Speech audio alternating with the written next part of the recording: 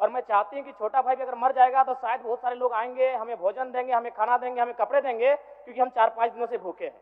महोदय, आज यही भाव कोयलांचल के हर एक रैयतों के घर में है कि जब भी हमारी जमीनों का अधिग्रहण होगा, जब कोई कंपनी हमारी जमीन का अधिग्रहण माइंस के लिए करेगी और जब माफियाओं के द्वारा उन पर लाठीचार्ज होगा, उनके लठेज के माध्यम से उन पर हमला होगा, तो कोयलांचल के रैयत चाहते हैं कि साथ साथ में 2-4 IAS IPS को भी चोट लगे। क्यों लगे?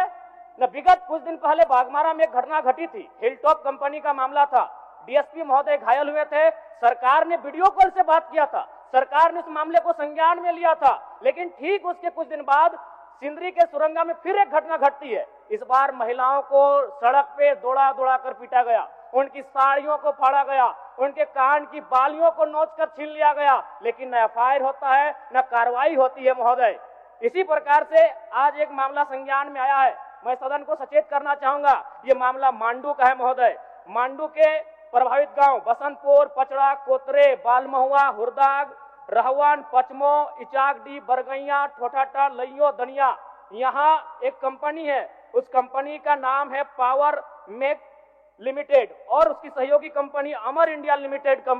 इनके माध्यम से खनन का कार्य होना है। अध्यक्ष महोदय, विगत 2-3 दिनों से लगभग 500 की संख्या में महिलाएं धरने पर बैठी हैं। ये मामला मैं सरकार को आपके माध्यम से संज्ञान में देना चाहता हूं। अगर सरकार संवेदनशील है, क्योंकि लॉ एंड ऑर्डर की बात करती है, ये सामाजिक न्याय की बात करती है, विधि कानून की बात करती है, तो भारतीय संविधान आर्टिकल 14 कानून के समझ सबको बराबरी की बात करता है। एक DSP घायल हुए, आपने लॉ एंड ऑर्डर को हाथ में लिया, DIG IG ने मार्च किया, DSP ने संज्ञान में लिया, DC घटनास्थल पर गई, लेकिन जब ग्रामीणों को पीटा जाता है, जब ग्रामीणों की जमीनों को जबरन लिया जाता है, कानून अपनी प्रतिक्रिया क्यों नहीं देता? अध्यक्ष महोदय, इसलिए मैं एक गंभीर मामला आपके संज्ञान में देना चाहता हूं।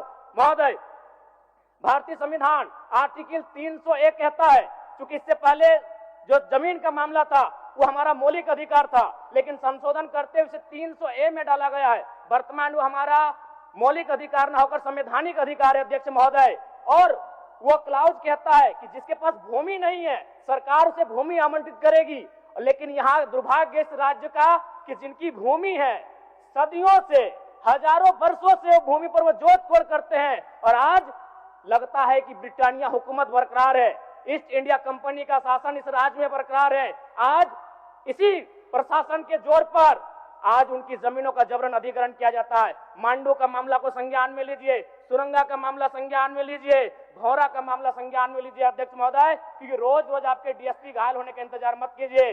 विधि के समक्ष अगर सब बराबर हैं तो रैयतों को भी जान जाती है, रैयतों को भी चोट लगता है। इस मामले को संज्ञान में लेंगे। महोदय, मैं आगे कहना चाहूंगा, अभी वरिष्ठ नेता ने कहा लॉ एंड ऑर्डर, मैं मानता हूं कि लॉ एंड ऑर्डर आपका है, लेकिन कहां है अध्यक्ष महोदय? गांवों में, खेतों में, खलिहानों में, बालू और कोयला के खदानों में, माफियाओं की जेब में आपका लॉ एंड ऑर्डर है। महोदय, मैं पढ़ के बताना चाहूंगा, ओबी डंपिंग को लेकर भिड़ंत, फायरिंग, बमबाजी, रेती जमीन पर ओबी डंप किए जाने को लेकर पहले भी हो चुका है संघर्ष, चले थे गोली बम, मामला जीनागोड़ा का। देव प्रभा आउटसोर्सिंग के समर्थकों व ग्रामीणों में झड़प, पत्थरबाजी व फायरिंग, तीसरा थानेदार का हाथ टूटा।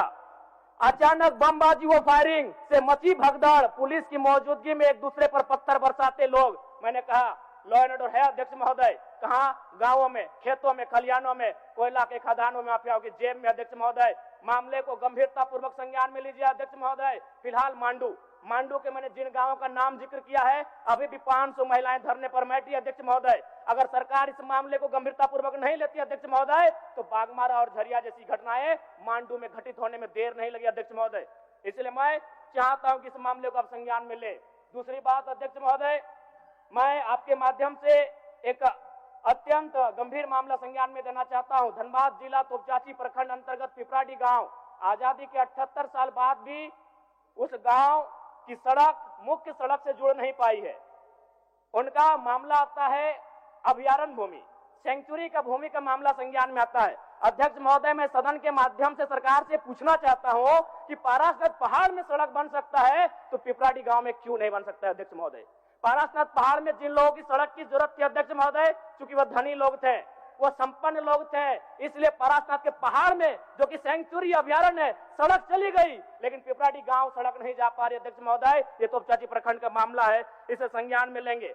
दूसरी बात अध्यक्ष महोदय, जो विषय मैंने कहा 300A में स्पष्ट है कि राज्य अपनी विधायकी शक्ति का उपयोग करके संपत्ति के अधिकारों को सीमित, कम या बदल कर सकता है। इसलिए आपसे आग्रह होगा, जो भी मामले भूमि संबंधित खासकर खनन क्षेत्रों से आते हैं, उसके लिए आप एक पोर्टल बनाए अध्यक्ष महोदय, एक शिकायत पत्रिका बनाए अध्यक्ष महोदय, क्योंकि मामला बहुत ही हिंसक रूप धारण कर लेता है। मैं उस क्षेत्र से आता हूं, मैं कोयलांचल के क्षेत्र से आता हूं अध्यक्ष महोदय, मैं रोज बमबारी, गोली, तमाम घटनाओं को देखता हूं, सुनता हूं अध्यक्ष महोदय, और आम व्यक्ति की कहीं सुनी नहीं जाती है। इसलिए आपके माध्यम से सरकार से मेरा आग्रह होगा, ऐसे विषयों पर सरकार गंभीर रहे। अगर गंभीर नहीं रहती है तो अप्रिय और अनहोनी घटना होने में देर नहीं लगी अध्यक्ष महोदय। धन्यवाद अध्यक्ष महोदय, बहुत बहुत धन्यवाद। माननीय सदस्यगण, सभा की कार्यवाही गुरुवार दिनांक 27 फरवरी 2025 11 बजे पूर्वाह्न तक के लिए स्थगित की जाती है, और बाकी जो लोग वक्ता बाकी रहे उनको फिर हम उस दिन बुलवाएंगे।